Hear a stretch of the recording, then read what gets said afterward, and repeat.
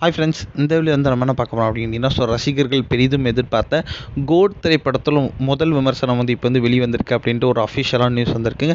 அதாவது ஒரு பெரிய பெரிய பிரபலம் வந்து ட்விட்டரில் வந்து போட்டிருக்காங்க. ஸோ இது வந்து ரசிகர் மத்தியில் செம பெரிய ஒரு விஷயமா இருக்குது. அதாவது நம்மளோட தளபதி விஜய் நடிப்பில் வெங்கட் பிரபு இயக்கத்தில் ஏஜிஎஸ் தயாரிப்பில் பிரம்மாண்டமாக உருவாகியிருக்க இந்த திரைப்படம் பேர் தான் கோட். ஸோ இந்த திரைப்படம் வந்து நாளைக்கு வந்து தேட்டரில் வந்து செம்ம பிரம்மாண்டமாக ரிலீஸ் ஆக போகுது.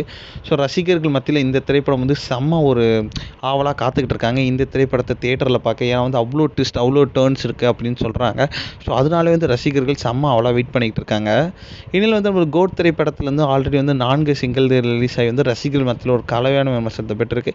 இனியில் வந்து நம்மளுக்கு வந்து நாளை வந்து ஸோ அதற்கான விடை வந்துடும். ஏன்னா வந்து யுவன் சங்கர் ராஜா பேக்ரவுண்ட் மியூசிக் வந்து செம்ம மாசாக இருக்குது அப்படின்னு நம்ம தளபதி விஜய் சொல்லியிருக்காராம். ஸோ அதனால் வந்து அந்த ஒரு விஷயத்தை வந்து நாளைக்கு வந்து தேட்டரில் வந்து கண்டிப்பாக வந்து காமிச்சிடலாம்.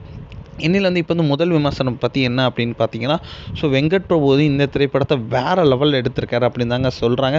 நம்ம தளபதி விஜயோட நடிப்பு செம்ம பீக்காக இருக்கான். நீங்கள் எதிர்பார்க்காத ட்விஸ்ட் அண்ட் டர்ன்ஸ் எல்லாமே இருக்குது, நிறைய கேமியோ ரோல்ஸ் இருக்குது அப்படின்ட்டு வந்து அஃபிஷியலாக சொல்லியிருக்காங்க. ஆனால் வந்து அந்த கேமியோ ரோல்ஸை வந்து அவங்க வந்து ஸ்பாய்லர் பண்ணலை. ஏன்னா நீங்கள் தேட்டரில் எக்ஸ்பீரியன்ஸ் பண்ணால் சூப்பராக இருக்கும் அப்படின்றாங்க. இன்னில் வந்து கண்டிப்பாக வந்து படம் வந்து சூப்பர் ஹிட் அப்படின்றதுல எந்த ஒரு சந்தேகமே இல்லை. நாளைக்கு வந்து இது வந்து தமிழ்நாட்டில் வந்து ரசிகர்கள் பார்க்குற அந்த ஒரு நொடிக்காக வந்து எல்லாருமே காத்துக்கிட்டு இருக்காங்க.